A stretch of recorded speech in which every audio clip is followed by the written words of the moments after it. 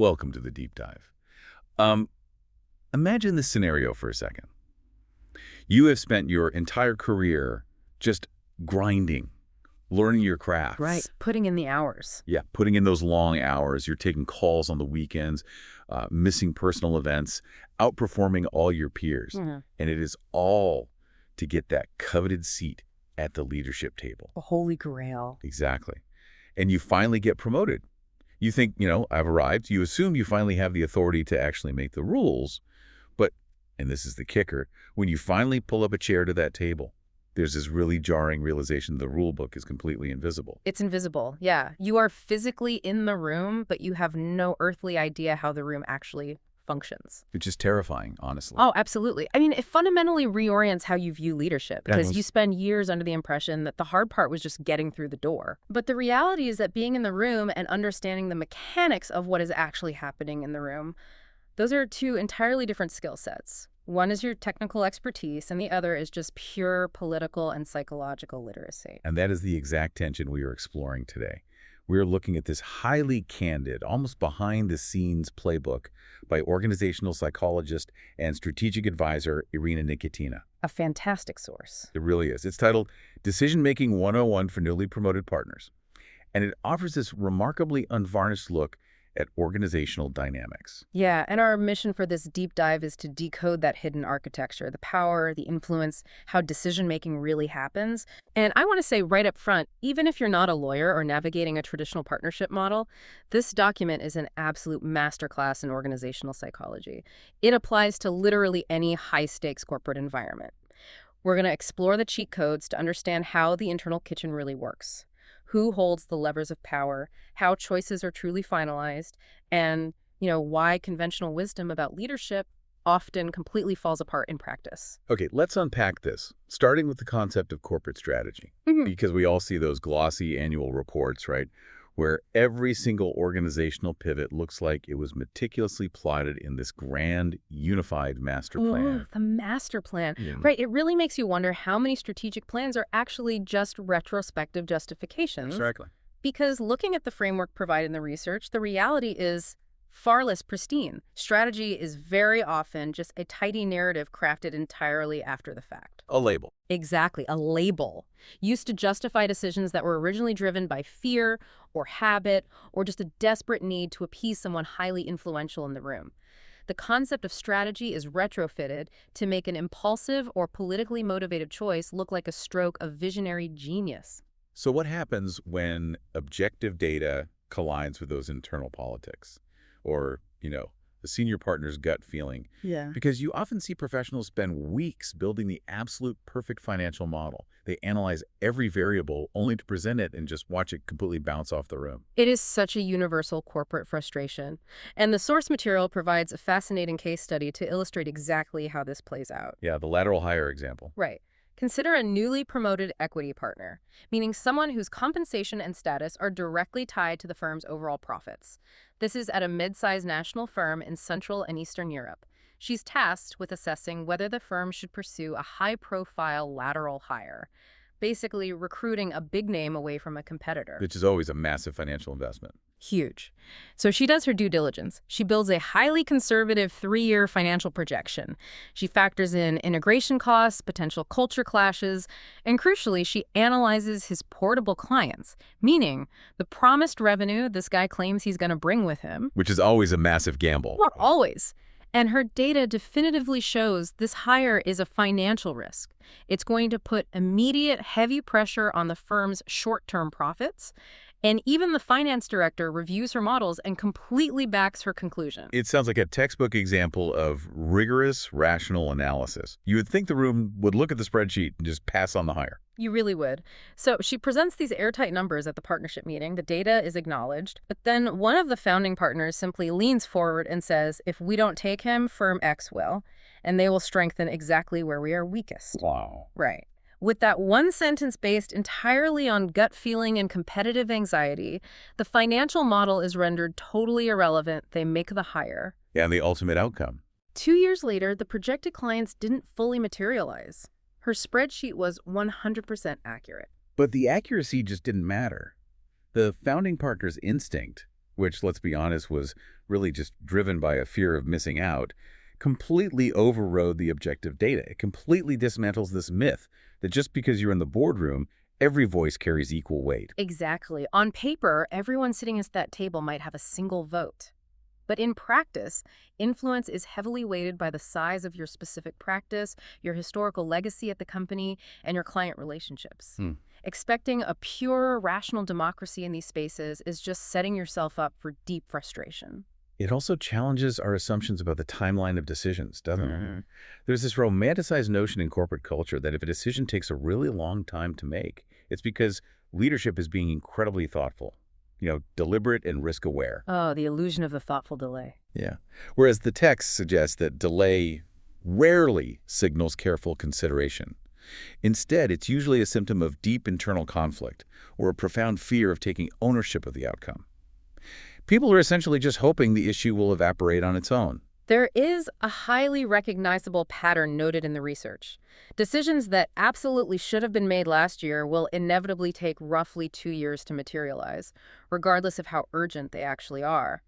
The delay is protective, it's not strategic, and furthermore, making the decision is only half the battle. Right, the execution phase. Yes, without a designated owner, someone whose performance metrics are actually tied to the execution, those decisions just float away into the operational ether. A group might resolve to form a working group, but if no one volunteers to lead it, the decision was essentially just a conversation. Which introduces a rather profound psychological framework from the text. The moment you step into one of these leadership roles, you essentially undergo an identity crisis. You are no longer one singular professional. You are three distinct personas occupying one role. This is a crucial pivot in understanding how to govern. You are no longer just the practitioner. You are simultaneously the lawyer, or whatever the core practitioner title is in your industry, alongside the practice leader and the business owner. And these three personas operate on entirely conflicting logic. Completely. Let's explore that friction, because it explains so much of the internal stress leaders feel. First, you have the practitioner. This part of your brain just wants to execute high-quality work. You're seeking intellectual challenges, you want to serve the client perfectly, and you care about your professional reputation above all else. But then you have the practice leader or the manager persona. This aspect of your identity is looking entirely inward. They are worried about team workload, process efficiency, burnout, resource allocation. They're the voice asking, can our team actually deliver what we are about to promise without a mass exodus of staff? And finally, you have the business owner. This persona is focused entirely on the horizon. Long-term profitability, market positioning, financial sustainability, brand equity. They're asking if this choice will look smart 3 years from now, regardless of the immediate intellectual payoff. What's fascinating here is that every significant decision triggers all three of these personas simultaneously.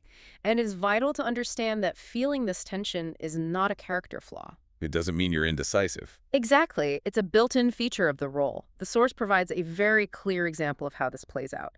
Imagine a client walking in the door with a massive, firm-altering budget, but they also come with serious reputational baggage. Instantly, those three voices in your head go to war. Precisely. The practitioner in you lights up, noting that the work itself is intellectually fascinating and breaks novel legal ground.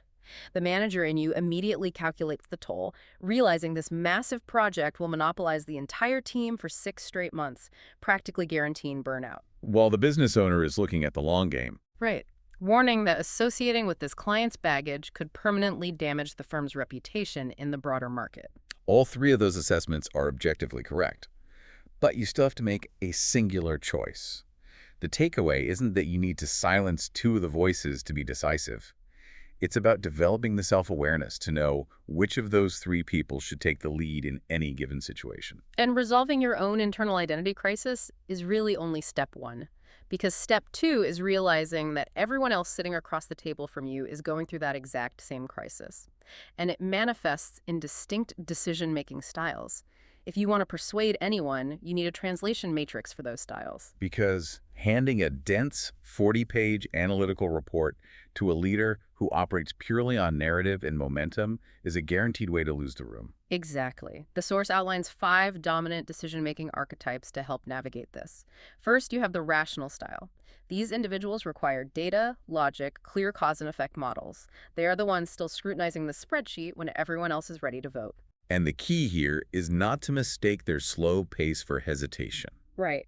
They are simply doing the cognitive work required to feel secure. But if you take that same data-heavy approach to the intuitive style, you will lose them immediately. In a heartbeat. The intuitive partner trusts patterns and experience over raw data. They need imagery, metaphors, a brief, compelling narrative. If you give them the 40-page report, their engagement ends by page 3. You have to paint the picture of the outcome for them. Then there is the dependent style. These individuals rely heavily on consensus and social proof. They are the ones who need group temperature checks. They want to run a survey, consult external advisors, hear everyone's opinion before moving forward. Which can slow things down. It can significantly slow down the pace of execution, yes. But they often act as the crucial glue holding a fractured partnership together.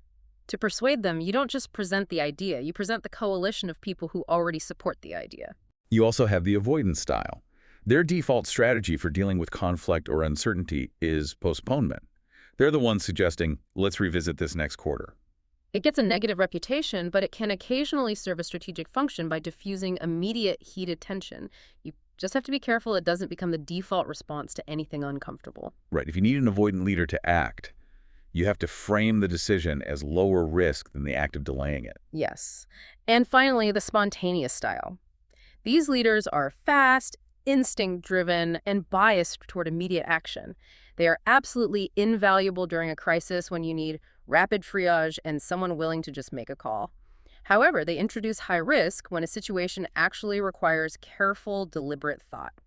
To manage this style, you have to harness their energy but anchor them with clear parameters. I really want you to pause and consider your own colleagues here, or the leadership team you interact with most. Which of those 5 buckets do they fall into? Think about how completely changing your presentation, swapping the spreadsheet for a narrative, or gathering social proof before the meeting could alter the outcome of your next pitch. It completely shifts your approach from merely broadcasting information to actively engineering agreement, which transitions perfectly into analyzing how groups, once they've actually debated an issue, finalize these choices. Here's where it gets really interesting, because you might assume that in a room full of highly educated analytical partners, there would be a formal voting process, a clear tallying of yeas and nays. But the research reveals that these environments rarely make decisions by formal voting. They rely heavily on the concept of consensus. Which sounds very collaborative on the surface. It does. But in practice, consensus often just means no one explicitly objected out loud. And that is the fatal flaw of consensus culture. It fundamentally obscures accountability. By blending individual choices into a collective we, nobody has to bear the weight of defeat. But equally, nobody can be singled out or blamed when things inevitably go sideways. It is a defense mechanism. The source material provides a brilliant case study detailing this exact dynamic. There's a regional full-service firm in Western Europe, and the leadership team is debating whether to close a small, underperforming satellite office. And the financial data on this is indisputable. Indisputable. The office is a drain on resources and makes zero business sense. However, it holds massive symbolic value because it was originally opened by one of the firm's founding partners. Right. So picture the dynamics in that room. The managing partner speaks first, setting the frame by saying, unless anyone strongly disagrees, we will proceed with consolidation. A junior partner, who knows the financials are terrible, nervously glances at the founding partner. But the founding partner sits there, expressionless, remains completely silent. Nobody wants to be the one to break that silence. So the managing partner says, good, then we have consensus. The minutes are recorded, the office is closed. But in private, afterward, the partners admit they were incredibly uncomfortable with the process. They just didn't want to be the one individual to publicly challenge the founder's legacy. The author uses a powerful phrase for this dynamic. It is not consensus, it is compliance wearing consensus's clothes. When the highest-ranking person speaks first and frames the lack of objection as agreement, objecting no longer feels like debating a business idea. It feels like a direct attack on authority. And that kind of compliance leads directly into another fascinating organizational phenomenon. Unwritten rules, or what the text calls ghost decisions. Oh, ghost decisions are everywhere. They are. These rigid policies that everyone strictly follows, but nobody can actually remember making. They're usually born from past organizational trauma. Take the example of a 25-lawyer M&A boutique in Southern Europe. a specialized firm handling mergers and acquisitions. They operated under an ironclad, unwritten rule. We do not act against existing clients. Which sounds standard until you dig into it. Right. When a newly promoted partner asked to see the formal conflict of interest policy, they were told it didn't exist on paper. It turns out, years prior, the firm took on a mandate that only remotely conflicted with an existing client. That client felt betrayed, left the firm, and highly valuable relationships were ruined. No formal policy was ever drafted after that event, but that single, painful episode crystallized into a binding, unquestioned norm for the entire firm. What is critical to understand is that these ghost decisions aren't inherently malicious. They begin as protective mechanisms. But over time, they outlive their usefulness and become invisible barriers to growth. It makes you question how many of the standard operating procedures you follow every day are just ghosts of past organizational traumas. Absolutely. And while we're on the subject of traps, the text also issues a stark warning about decision fatigue. Be incredibly wary of the 6 p.m. Friday meeting. The fatigue factor is so real.